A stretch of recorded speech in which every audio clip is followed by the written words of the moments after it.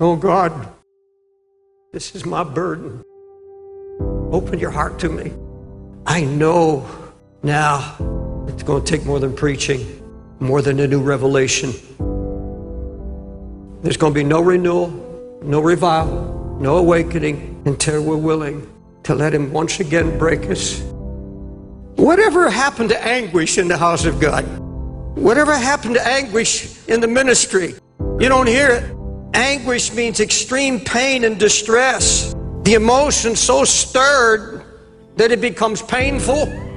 Acute, deeply felt inner pain because of conditions about you, in you or around you. Anguish, deep pain, deep sorrow, agony of God's heart. We've held on to our religious rhetoric and our revival talk, but we've become so passive.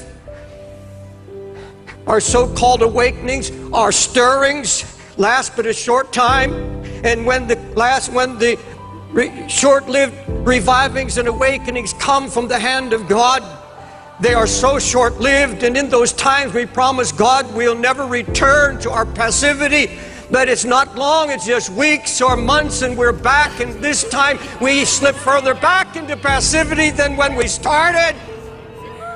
And we say, this time, oh God, you've touched me for life. I'll never be the same.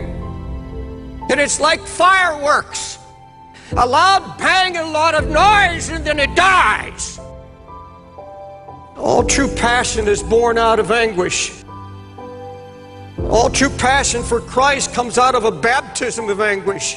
You search the scripture and you'll find that when God determined to recover a ruined situation, He would seek out a praying man and He'd take him down into the waters of anguish. He would share his own anguish for what God saw happening to His church and to His people. And he would find a praying man, and he would take that man and literally baptize him in anguish. Now, I believe in the love of God.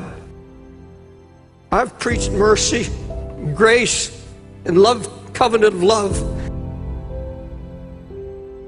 And I believe in preaching the goodness and long-suffering of Christ. We've got people now that are turning the grace of God into lasciviousness. We've become like the children of Israel who said the right words. But here's what God said. I've heard the words of this people. They have well said all that they've spoken. Oh, that there was such a heart in them that they would fear me and keep my commandments always, that it might be well with them and with their children forever. He said, oh, you have the right words. You sing the right songs, but your heart is not right. There are times you're not going to know what to do. You have no time to run to the closet. You have to hear His voice. This is the way, walk in it, instant. That is a glorious result of the baptism of anguish. The servant who willingly takes on the mantle of God's pain is the only servant who has the authority and the right to hold God to His covenant promises. And folks, when you allow God to lead you into this place beyond concern, beyond just fleeting emotion, you say, God, I'm going to set my heart.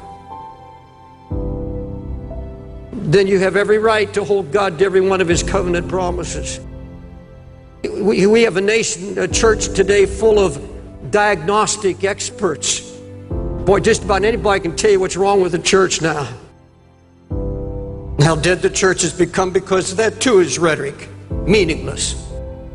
Away with all of our how-to conferences because they accomplish nothing. It's how to cope, how to build a bigger church, how to reach the lost, how to improve your people's skills, and how to impact the world in this computer time.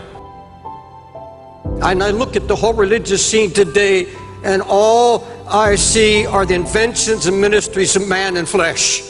There's such a coldness sweeping the land.